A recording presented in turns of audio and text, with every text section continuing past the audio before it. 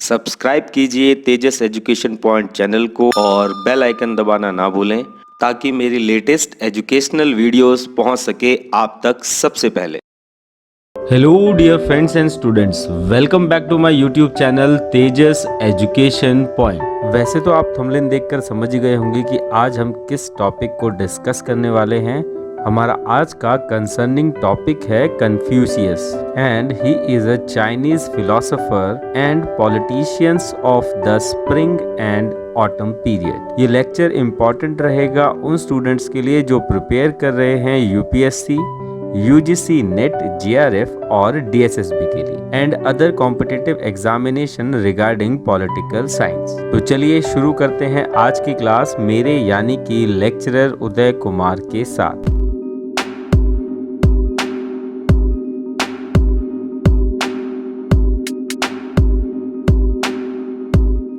चलिए पहले जानते हैं कि इस पर्टिकुलर लेक्चर में हम कन्फ्यूशियस के बारे में किन टॉपिक्स को जान पाएंगे। हम सबसे पहले जान पाएंगे प्रस्तावना को, उनके द्वारा स्थापित किए गए एक विद्यालय, शिष्य एवं शिक्षा संबंधी विचार, राजनीतिक एवं सामाजिक विचार, दर्शन संबंधी विचार, कन्फ्यूशियस की रचनाएं और हम अपने लेक्चर का एंड करेंगे कन्फ्यूशियस के अनमोल विचारों से जिसके बेस पर आपके एग्जाम में क्वेश्चंस पूछे जाते रहे हैं। तो चलिए चलते हैं हमारे आज के पहले टॉपिक की तरफ यानी कि प्रस्तावना, या हम दूसरे शब्दों में कह सकते हैं एक ओवरऑल इंट्रोडक्शन अबाउट कन्फ्यूशियस। सबसे पहले आपको एक बात क्लियर कर लेनी है कि कन्फ्यूशियस एक प्रकार के समाज सुधारक थे, वह धर्म प्रचारक नहीं थे।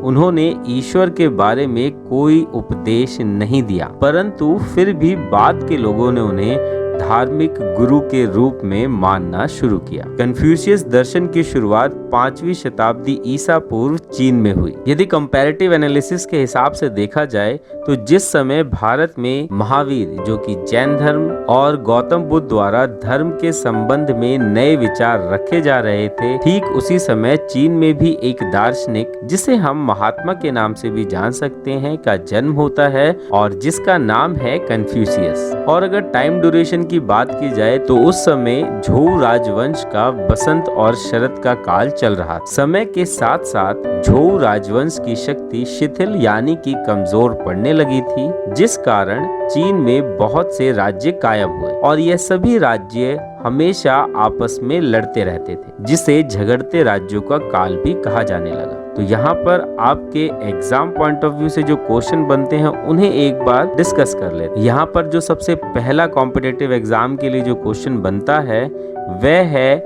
कि कन्फ्यूशियस दर्शन की शुरुआत कब हुई। तो आपका जवाब रहेगा 5वीं शताब्दी ईसा पूर्व चीन से। दूसरे क्वेश्चन के रूप में हम देख सकते हैं कि झगड़ते राज्यों का काल किसे कहा गया। तो आपका आंसर है झोउ राजवंश की जो शक्ति थी वो कमजोर होने के कारण चीन में बहुत सारे नए राज्य कायम हो गए जो सदैव आपस में लड़ते थे और इसे ही झगड़ते राज्यों का काल कहा गया। अगले क्वेश्चन के रूप में हम देख सकते हैं कि क्या कन्फ्यूशियस एक धर्म प्रचारक थे। तो आपका जवाब रहेगा नहीं, वह केवल और केवल समाज सुधारक थे। तो चलिए इसी इंफॉर्मेशन के साथ चलते हैं अगले पॉइंट्स की तरफ। और इन लड़ते झगड़ते राज्यों के कारण जो चीन की प्रजा थी वो बहुत कष्ट झेल रही थी। ऐसे समय में ही चीन वासियों को नैतिकता का पाठ पढ़ाने हेतु महात्मा कन्फ्यूशियस का आविर्भाव हुआ यानी कि उनका जन्म हुआ। कन्फ्यूशियस ने जीवन में सदाचरण पर उन्होंने हमेशा बल दिया, यानी कि आपका आचरण जो है वो हमेशा ही सही होना चाहिए, अच्छा होना चाहिए, सत्य पर आधारित होना चाहिए। कन्फ्यूशियस के अनुसार जीवन की सार्थकता यानी कि आपके जीवन का जो मेन मोटिव है वह परमार्थ होना चाहिए, ना कि स्वार्थ। अपने माता पिता तथा गुरुजनों के प्रति सम्मान का भाव प्रत्येक व्यक्ति में होना चाहिए। यह उनके उपदेश का आदर्श रूप था। वह मनुष्य के सच्चरित यानी कि चरित्रवान होने पर सबसे अधिक बल दिया करते थे। अगले पॉइंट के रूप में हम देख सकते हैं कि संतान द्वारा अपने माता पिता के प्रति आदर भावना देने के प्रबल समर्थक थे। उन्होंने शांति, मानवता, ज्ञान, नीति, सामाजिक दर्शन, आचार संहिता पर आधारित जीवन दर्शन को महत्व दिया। चीन के बड़े बड़े लोगों ने उनसे सच्चरित्र की शिक्षा प्राप्त की। आदर्शवादी दार्शनिक कन्फ्यूशियस ने जीवन की सार्थकता सद्गुण एवं परोपकार में बताई। उनकी प्रसिद्ध पुस्तक चीन चाओ किंग उनके जीवन आदर्शों की प्रेरक है। तो आशा करता हूं कि आप प्रस्तावना के बारे में अच्छे से समझ पाए होंगे और आपका एक माइंड मैपिंग जरूर बन गया होगा कन्फ्यूशियस के बारे में कि वह किस प्रकार के विचारों को समाज तक पहुंचाना चाहते थे। तो चलिए इसी के साथ चलते हैं हमारे लेक्चर के सेकंड कंटेंट की तरफ, यानी कि कन्फ्यूशियस के जीवन परिचय की तरफ। कन्फ्यूशियस नाम मंदारिन चीनी कुंज फूजी का एक लैटिन रूप है जिसका अर्थ है मास्टर किंग। यदि जन्म की बात की जाए तो कन्फ्यूशियस का जन्म 551 ईसा पूर्व में शतुंग नामक स्थान में हुआ था, जो वर्तमान चीन के कुंफू के पास जौ जिले में स्थित है। झोउ क्षेत्र उनके पिता शू लियाही तसाओ कांग के राजाओं द्वारा विशेष रूप से नियंत्रित किया गया था। वह स्थानीय लू गैरिसन के एक बुजुर्ग कमांडर थे। अगर आपको इतना याद नहीं रखना है तो आपको सिर्फ और सिर्फ इतना याद रखना है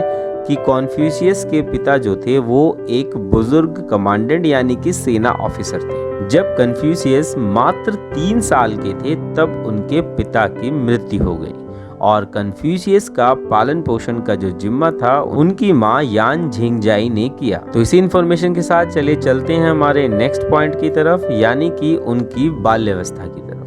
बाल्यावस्था से ही उन्होंने कठिन परिस्थितियों में रहकर अपना अध्ययन पूर्ण किया। यदि उनकी बाल अवस्था की बात की जाए तो 8 वर्ष की एक अल्प आयु में उन्होंने मजदूरी का काम किया और 14 वर्ष की अवस्था तक पहुंचते पहुंचते उन्हें जीवन के सत्य का ज्ञान होने लगा था। उनकी माता झेंगझाई का निधन 40 साल से भी कम उम्र में हो गया था। 19 साल की उम्र में उन्होंने किगुआन से शादी की और 1 साल बाद उन्हें पहला बच्चा कोंग ली का जन्म हुआ और उसके बाद उन्हें 2 बेटियां भी हुई। कन्फ्यूशियस ने 22 वर्ष की अवस्था में अपनी उच्च शिक्षा को पूर्ण किया। तो चलिए इसी के साथ चलते हैं अगली स्लाइड पर और जानते हैं उनके जीवन परिचय से संबंधित कुछ और विषयों को। कन्फ्यूशियस को कॉमर्स के लिए स्कूल में शिक्षित किया गया था, जहां उन्होंने 6 आर्ट्स यानी कि राइट्स, म्यूजिक, तीरंदाजी, सारथी, सुलेख और गणित का अध्ययन किया और उसे सीखा। उन्होंने अपनी आयु के 20 के दशक की शुरुआत में विभिन्न सरकारी नौकरियों में काम किया था। उनकी मां को उचित देह संस्कार के लिए यानी कि मरने के बाद जो भी ट्रेडिशन और कस्टम किए जाते हैं उसके लिए एक मुनीम और घोड़ों की देखभाल करने के रूप में भी काम किया। कन्फ्यूशियस 53 वर्ष की उम्र में लू राज्य में एक शहर के शासनकर्ता तथा बाद में मंत्री नियुक्त हुए।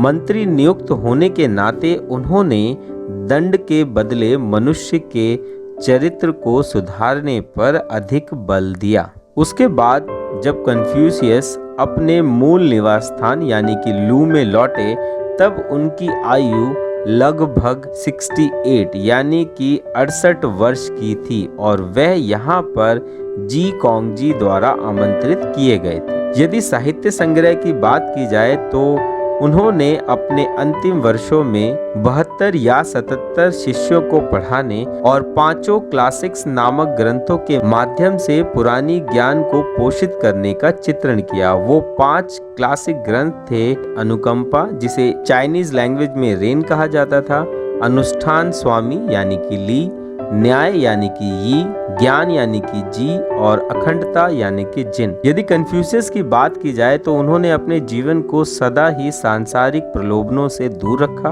अपने बेटे और अपने पसंदीदा शिष्यों दोनों को नुकसान से घबराकर 71 या 72 वर्ष की आयु में उनका निधन 480 ईसा पूर्व में हो गया। उनकी मृत्यु प्राकृतिक कारणों से हुई थी। सिशुई नदी के तट पर कन्फ्यूशियस की स्मृति में वहां स्थापित मूल मकबरे में एक कुल्हाड़ी का आकार दिया गया है। तो आशा करता हूँ कि आप कन्फ्यूशियस के जीवन परिचय के बारे में अच्छे से समझ पाए होंगे।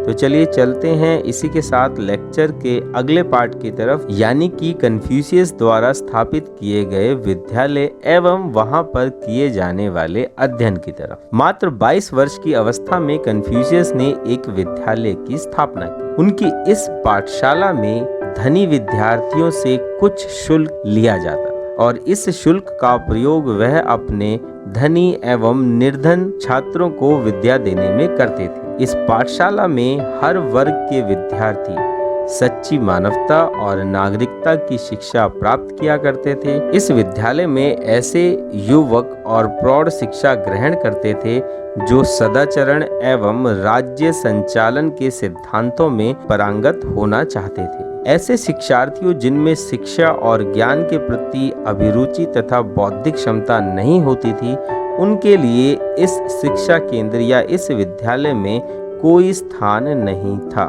यदि शिक्षा प्रणाली की बात की जाए तो वह मौखिक रूप से विद्यार्थियों को इतिहास, काव्य और नीति शास्त्र की शिक्षा देते थे। उन्होंने काव्य, इतिहास, संगीत और नीति शास्त्र पर कई पुस्तकों की रचना भी की। नैतिक आचरण पर बल देने वाली इस पाठशाला की स्थापना के उपरांत वह लू राज्य की राजधानी चले गए, जहां पर उन्होंने अंधविश्वासों और रूढ़ियों के विरुद्ध जन जागृति उत्पन्न की। और ऐसा उन्होंने इसलिए किया क्योंकि वहां के एक दार्शनिक लाओ त्सो एक विशेष धर्म की स्थापना करके लोगों को भ्रमित कर रहा था। तो आशा करता हूं कि आप इनके विद्यालय से संबंधित सभी जानकारियों को अच्छे से समझ पाए होंगे। तो चलिए इसी के साथ लेक्चर को आगे बढ़ाते हैं और जानते हैं शिष्य एवं शिक्षा संबंधी कन्फ्यूशियस के विचारों को। कन्फ्यूशियस के शिष्यों की संख्या अगर कुल मिलाकर नापी जाए तो लगभग 3000 तक पहुंच गई थी, किंतु उनमें से 75 के लगभग ही उच्च कोटि के प्रतिभाशाली विद्वान थे। उनके परम शिष्य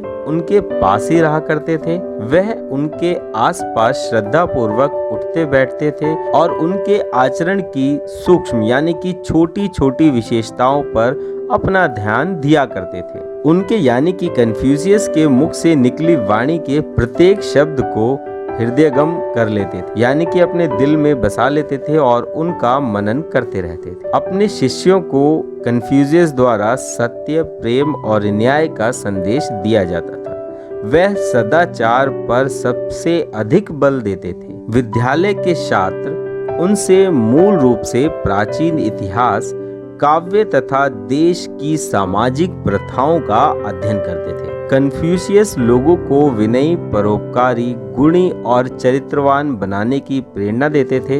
वे बड़ों एवं पूर्वजों का आदर सम्मान करने के लिए कहते थे। उनके अनुसार दूसरों के साथ ऐसा व्यवहार या बर्ताव नहीं करना चाहिए जैसा आप स्वयं अपने साथ नहीं चाहते हो। तो यहाँ से भी इस स्टेटमेंट पर एक क्वेश्चन बनता है कि दूसरों के साथ वैसा व्यवहार नहीं करना चाहिए जैसा आप स्वयं के साथ नहीं चाहते। यह विचार किसके द्वारा दिया गया है?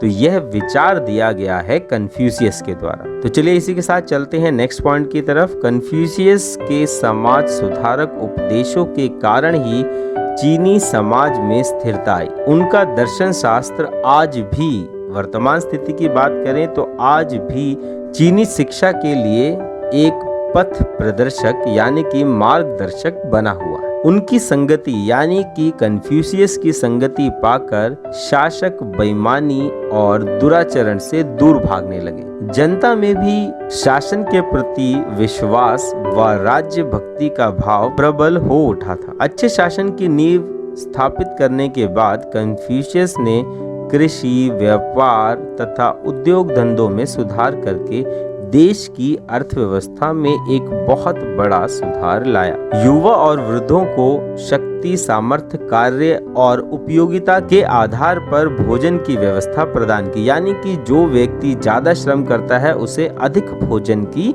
आवश्यकता है। वस्तुओं का मूल्य निर्धारित करके जनता को मुनाफाखोरी के अभिशाप से मुक्ति दिलवाई। करों यानी कि टैक्सों से प्राप्त धनराशि को सड़क, पुल, पाठशाला, पुस्तकालय आदि के निर्माण में लगाकर जनहित की दिशा में कार्य किए। धनवानों के प्रति कन्फ्यूशियस अपने विचार प्रकट करते हुए कहते हैं कि आवश्यकता से अधिक धन संचय यानी कि धन को इकट्ठा करने की प्रवृत्ति पर नियंत्रण स्थापित करना चाहिए। उन्होंने हमेशा ही मनुष्य को सत्यनिष्ठा, धर्मनिष्ठा पर बल देने की बात कही। कन्फ्यूशियस ने जीवन में ईर्ष्या, कठोरता, दुष्टता से बचने हेतु हमेशा सचेत किया। शासक तथा जनता को सही राह दिखाकर वह ज्ञान और प्रचार प्रसार करते हुए देश भर में भ्रमण करते रहे। तो आशा करता हूं कि आप शिष्य एवं शिक्षा संबंधी कन्फ्यूशियस के विचारों को अच्छे से समझ पाए होंगे।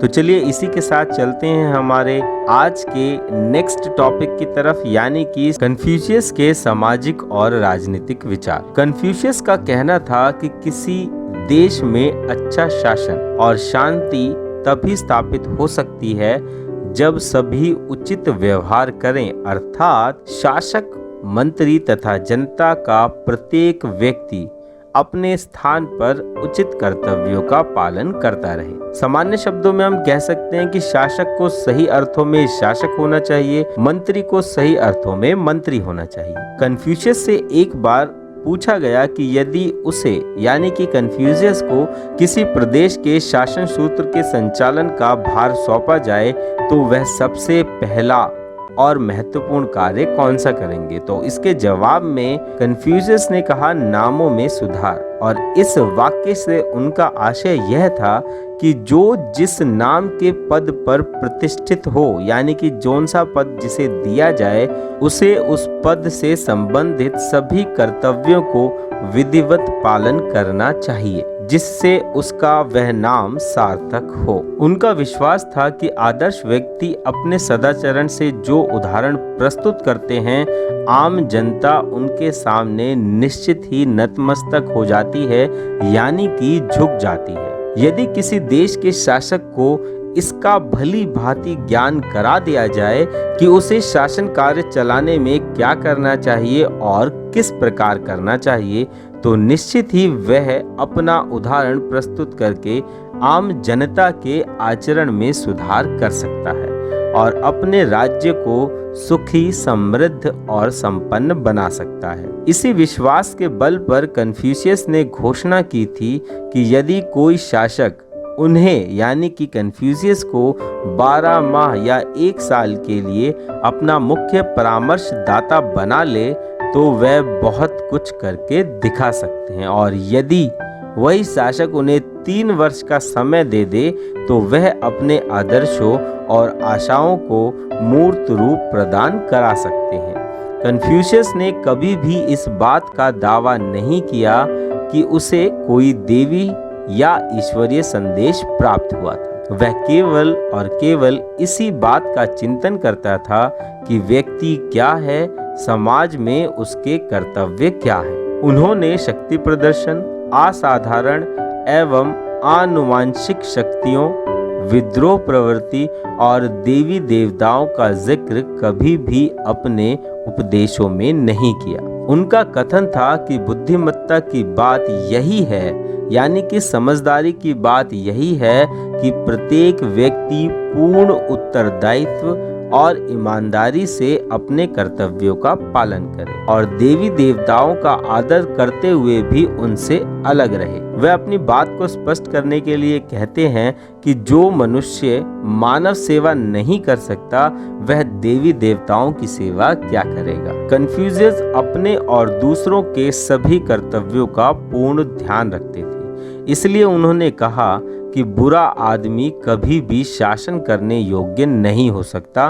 भले ही वह कितना ही शक्ति संपन्न या अमीर क्यों ना हो। नियमों का उल्लंघन करने वाले को तो शासक दंड देता ही है, परंतु उसे कभी यह नहीं भूलना चाहिए कि उसके सदाचरण के आदर्श प्रस्तुत करने की शक्ति से बढ़कर अन्य कोई शक्ति नहीं है। यानी कि शासक वर्ग को अपनी जनता के लिए किस प्रकार का भाव रखना चाहिए या अपनी जनता को किस तरीके से ट्रीट करना चाहिए, तो उसके लिए उन्होंने सदाचरण यानी कि हमेशा आचरण में रहने की सलाह दी। तो आशा करता हूँ कि आप कन्फ्यूशियस के सामाजिक और राजनीतिक विचारों को भली भांति समझ पाए होंगे। तो चलिए इसी के साथ चलते हैं कन्फ्यूशियस के दर्शन शास्त्र संबंधी विचारों की ओर। हालांकि चीन द्वारा धार्मिक रूप से कन्फ्यूशियसवाद को अक्सर पालन करते हुए देखा जा सकता है। कई लोग तर्क देते हैं कि इसके मूल्य धर्मनिरपेक्ष हैं और इसीलिए यह एक धर्म से कम धर्मनिरपेक्षता है। कन्फ्यूशियसवाद स्वर्ग के विषय में जीवन शैली और विचारों के तत्वों पर चर्चा करते हैं, लेकिन यह कुछ आध्यात्मिक मामलों के साथ अपेक्षाकृत अंतर संबंध है, जिसे अक्सर धार्मिक विचारों के लिए आवश्यक माना जाता है, जैसे कि आत्माओं की प्रकृति। हालांकि कन्फ्यूशियस को ज्योतिष में विश्वास करते हुए देखा जा सकता है। स्वर्ग अपने अच्छे या बुरे प्रतीकों और बुद्धिमान पुरुषों के तदनुसार भेजा जाता है। आगे वह अपने दार्शनिक संबंधी विचारों को 5 निरंतर गुणों के माध्यम से प्रस्तुत करने का प्रयास करते हैं, जिन्हें हम अपनी पिछले स्लाइड में ही समझ चुके हैं। तो यहाँ पर हम आपका और अपना टाइम किल नहीं करेंगे। तो चलिए इसी के साथ चलते हैं नेक्स्ट पॉइंट की तरफ। कन्फ्यूशियस का मानना था कि लोग स्वाभाविक रूप से अच्छे होते हैं। उन्होंने यह भी देखा कि जिस प्रकार किसी बगीचे में पौधों की निरंतर खेती की जाती है, ठीक उसी प्रकार मानव में इन गुणों की भी निरंतर खेती की जानी चाहिए। उनकी नैतिक शिक्षाओं में आत्म साधना, नैतिक अनुकरणों का अनुकरण और नियमों के ज्ञान के बजाय कुशल निर्णय की प्राप्ति पर अधिक जोर दिया गया। उनकी शिक्षाएं तर्क वितर्क पर शायद ही कभी भरोसा करती हैं और नैतिक आदर्शों और तरीकों से अप्रत्यक्ष रूप से अवगत कराया जाता है। कन्फ्यूशियस की शिक्षाओं को मानवतावाद का चीनी उदाहरण माना जा सकता है। उदाहरण के लिए हम नैतिकता का कन्फ्यूशियस सिद्धांत को देख सकते हैं, जिसने जीवन के 3 महत्वपूर्ण वैचारिक पहलुओं पर अधिक जोर दिया है, जिसमें पहला है विभिन्न प्रकार के पूर्वजों और देवताओं के लिए बलिदान से जुड़े समारोह,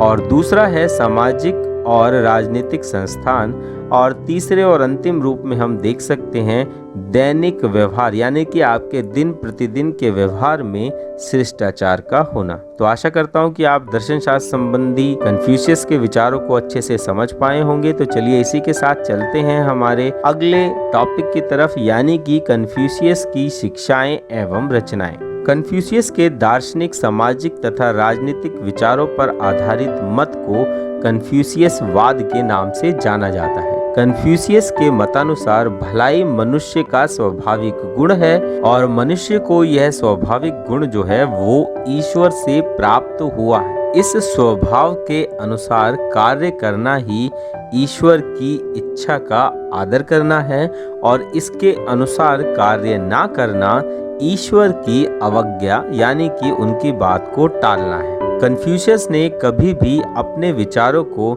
लिखित रूप देना आवश्यक नहीं समझा। उनका मत था कि वह विचारों का वाहक हो सकता है, उनका श्रेष्ठा नहीं, यानी कि उनके द्वारा विचारों को प्रवहित किया जा सकता है, यानी लोगों में फैलाया जा सकता है। कन्फ्यूशियस पुरातत्व का उपासक था, क्योंकि उसका विचार था कि उसी के माध्यम से यथार्थ ज्ञान प्राप्त हो सकता है। आगे उनका कहना है कि मनुष्य को उसके समस्त क्रियाकलापों के लिए नियम उसके अंदर ही प्राप्त हो सकते हैं, न केवल व्यक्ति के लिए वरन संपूर्ण समाज के सुधार और सही विकास के नियम और स्वरूप प्राचीन महात्माओं के शब्दों एवं कार्यशैलियों में प्राप्त हो सकते हैं। कन्फ्यूशियस ने कोई ऐसा लेख नहीं छोड़ा जिसमें उनके द्वारा प्रतिपादित नैतिक एवं सामाजिक व्यवस्था के सिद्धांतों का निरूपण ना हो, किंतु उनके पौत्र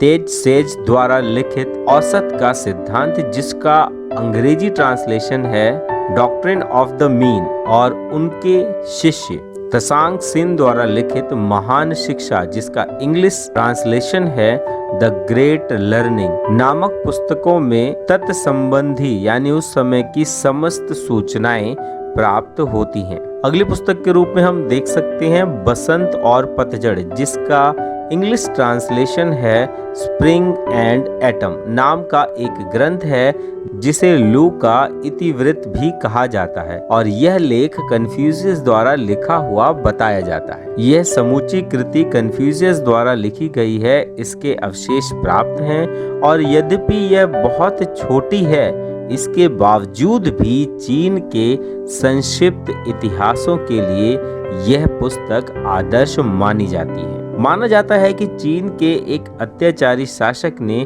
कन्फ्यूशियस की मृत्यु के बाद उनके द्वारा लिखी हुई पुस्तकों को 200 वर्षों बाद जला दिया और उनके अनुयायियों को फांसी पर लटका दिया गया। समय और परिस्थितियों के बदलने के बाद भी उनके सिद्धांत और आदर्श आज भी चीन में जीवित है। तो आशा करता हूं कि आप कन्फ्यूशियस की शिक्षाएं और उनकी रचनाओं को भली भांति समझ पाए होंगे और यहाँ से आपके कॉम्पिटिटिव एग्जाम के लिए भी बहुत सारे क्वेश्चन जो हैं वो प्रिपेयर हो गए हैं, जिन्हें हम एक नेक्स्ट लेक्चर में सेपरेटली डिस्कस करेंगे। आज हम कन्फ्यूशियस के एक ओवरऑल रिव्यू को ही समझ रहे हैं। तो इसी के साथ चलिए चलते हैं हमारे नेक्स्ट और आज के लास्ट टॉपिक की तरफ, यानी कि कन्फ्यूशियस के अनमोल विचार। कन्फ्यूशियस के इन अनमोल विचारों से ही आप कन्फ्यूशियस को और अच्छे से समझ पाएंगे। तो चलिए ज्यादा टाइम वेस्ट ना करते हुए चलते हैं कन्फ्यूशियस के अनमोल विचारों की तरफ। एक श्रेष्ठ व्यक्ति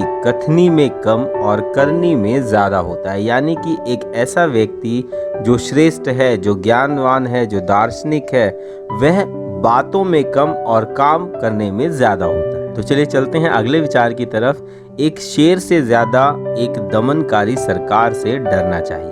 अगले विचार में कन्फ्यूशियस कहते हैं कि हर एक चीज खूबसूरत है, यानी कि प्रकृति ने जो भी चीजें बनाई हैं वे बहुत ज्यादा खूबसूरत हैं, लेकिन हर कोई उसे देख नहीं पाता। यानी कि उन वस्तुओं को समझने और देखने के लिए आपका ज्ञान रूपी नेत्र जो है वो खुले होने चाहिए। अगले विचार में वे कहते हैं कि मैं सुनता हूँ और भूल जाता हूँ, मैं देखता हूँ और याद रखता हूँ, मैं करता हूँ और समझ जाता हूँ। यानी कि मैं सुनता हूँ और भूल जाता हूँ, यानी कि कुछ ऐसी बातें जो मेरे योग्य नहीं है मैं उन्हें सुनकर भूल जाता हूँ। मैं देखता हूँ और याद रखता हूँ, यानी कि कुछ ऐसे तत्व, कुछ ऐसी शिक्षाएं जिन्हें मैं अपने पूर्वजों से देखता हूँ और उन्हें मैं याद रखता हूँ और उन्हीं शिक्षाओं को मैं करता हूँ और समझ जाता हूँ। यानी कि मैं खुद उन आदर्शों का पालन करता हूँ और अपनी आने वाली पीढ़ी के लिए भी उन्हें छोड़ जाता हूँ। अगले विचार के रूप में वह कहते हैं कि जो आप खुद नहीं पसंद करते उसे दूसरों पर भी मत थोपिए। नेक्स्ट थॉट में वह कहते हैं कि बुराई को देखना और सुनना ही बुराई की शुरुआत है। यानी कि अगर आप किसी की बुराई होते हुए देख रहे हैं और उसे सुन रहे हैं तो आप भी उस बुराई की शुरुआत में शामिल हो गए हैं। अगला जो कन्फ्यूशियस का विचार है वो उन सभी कॉम्पिटिटिव एग्जाम्स के स्टूडेंट्स के लिए है जो कि तैयारी कर रहे हैं। वह कहते हैं कि सफलता पहले से की गई तैयारी पर निर्भर है और बिना ऐसी तैयारी के असफलता निश्चित है। यानी कि आपको सफल होने के लिए जो तैयारी करनी है वो पहले से करनी है। अगले विचार में कन्फ्यूशियस कहते हैं कि महानता कभी ना गिरने में नहीं है, यानी कि आप कभी नहीं गिरते हैं, इसमें कोई महानता नहीं है, बल्कि हर बार गिरकर उठ जाने में है। यानी कि आप जितनी बार गिरें उतनी बार उठने की कोशिश कर रहे हैं तो उसमें महानता है। अपने अगले विचार में कन्फ्यूशियस कहते हैं कि नफरत करना आसान है, प्रेम करना मुश्किल। चीजें इसी तरह काम करती हैं, सारी अच्छी चीजों को पाना मुश्किल होता है और सारी बुरी चीजें बहुत आसानी से मिल जाती है। यानी कि आपके जीवन में जो भी चीज आपको आसानी से मिल रही है, बहुत इजीली मिल रही है, तो उसके पीछे जो मूल तत्व होगा वो होगा बुराई। अपने अगले विचार में वह कहते हैं कि हमें 3 तरीकों से ज्ञान अर्जित करना चाहिए। पहला, चिंतन करके, जो कि सबसे सही तरीका है। दूसरा है अनुकरण करके, जो सबसे आसान तरीका है। और तीसरा है अनुभव से, जो कि सबसे कष्टकारी है। तो इसीलिए हम कहते हैं कि जो बड़े बुजुर्गों ने अनुभव किया है जो कष्ट झेले हैं, हमें उनका क्या करना चाहिए, अनुकरण करना चाहिए। अपने अगले विचार में कन्फ्यूशियस कहते हैं कि यह बात मायने नहीं रखती कि आप कितने धीरे चलते हैं, जब तक आप रुके नहीं। इसी प्रकार अगले विचार में वे कहते हैं कि बुद्धि, करुणा और साहस व्यक्ति के लिए 3 सार्वभौमिक मान्यता प्राप्त नैतिक गुण हैं। तो चलिए इसी के साथ चलते हैं हमारी अगली स्लाइड पर, जहां पर हम कन्फ्यूशियस के और विचारों को समझेंगे। किसी कमी के साथ एक हीरा बिना कमी के पत्थर से बेहतर है। और अपने आखिरी और अंतिम विचार जो कि आज हम डिस्कस करने वाले हैं, उसमें कन्फ्यूशियस कहते हैं कि उस काम का चयन कीजिए, यानी कि उस काम को ढूंढिए जिसे आप पसंद करते हो, फिर आप पूरी जिंदगी एक दिन भी काम नहीं करेंगे। तो इस थॉट को मैं आपके लिए छोड़ता हूं। आप कमेंट बॉक्स में मुझे कमेंट करके बताएं कि इस थॉट से आपको क्या लगता है कि कन्फ्यूशियस किस बारे में चर्चा कर रहे हैं। तो आज की क्लास में बस इतना ही। मिलते हैं आपसे सेकंड लेक्चर में, जहां पर हम कन्फ्यूशियस से रिगार्डिंग जो मोस्ट इम्पॉर्टेंट क्वेश्चंस हैं उनको डिस्कस करेंगे। तब तक के लिए जय भीम, जय भारत।